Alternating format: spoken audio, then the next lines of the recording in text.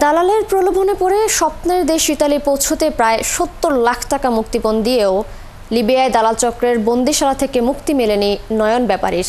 মাদারীপুর সদরে গ্রামের বাড়িতে তার মরদেহ ফিরেছে।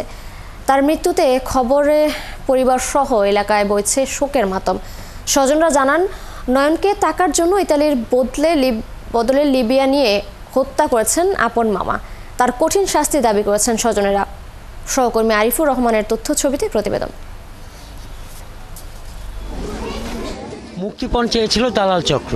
প্রথমে 23 লাখ টাকা। অসহায় বাবা মা সন্তানের মুক্তির আশায় জমি জমা বিক্রি করে ও মানুষের কাছ থেকে ঋণ করে পূরণ করে দালাল চক্রের চাহিদা।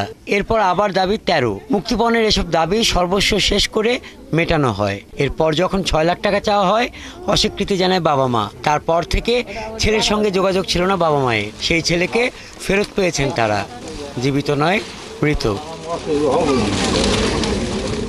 মাদারীপুর সদর উপজেলার কেন্দ্রীয় ইউনিয়নের নয়াকান্দি গাজীরচর গ্রামের আশরাফ ব্যাপারীর ছেলে নয়ন ব্যাপারী আপন মামা একই এলাকার দালাল উজ্জ্বল সর্দারের প্রলোভনে পড়ে 14 লাখ টাকায় ইতালি পৌঁছে দেওয়ার কথা বলে চুক্তির 1 মাস পরে দালাল উজ্জ্বল ইতালির বদলে প্রথমে শ্রীলঙ্কা, এর কয়েকদিন পরে সেখান থেকে লিবিয়ার বেনগাজি নিয়ে নয়নকে রাখে বন্দিশালায়।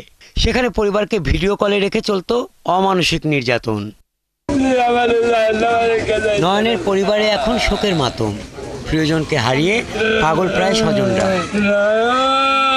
দালাল আমাকে বাড়িতে আইয়া আমাকে ঘরে বইয়া থাকতো, আইয়া খালি কইতো, খালি আমার বাসুরের পোলারে পটকাইয়া কইতো কি তুই বিদেশ যাবি না এরকম করে পটকাইয়া আরে ভুলাইয়া ভালাইয়া বিদেশ নিছে।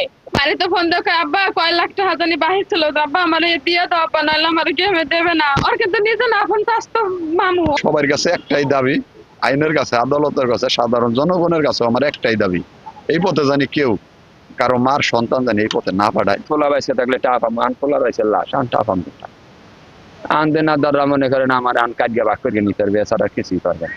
বিভিন্ন গোয়েন্দা সংস্থার মাধ্যমে দালালদের তালিকা করে কঠোর অবস্থানে থাকার জন্য পুলিশ বিভাগকে নির্দেশনা দেওয়া হয়েছে এবং সেই অনুযায়ী কাজ পুলিশ প্রশাসন।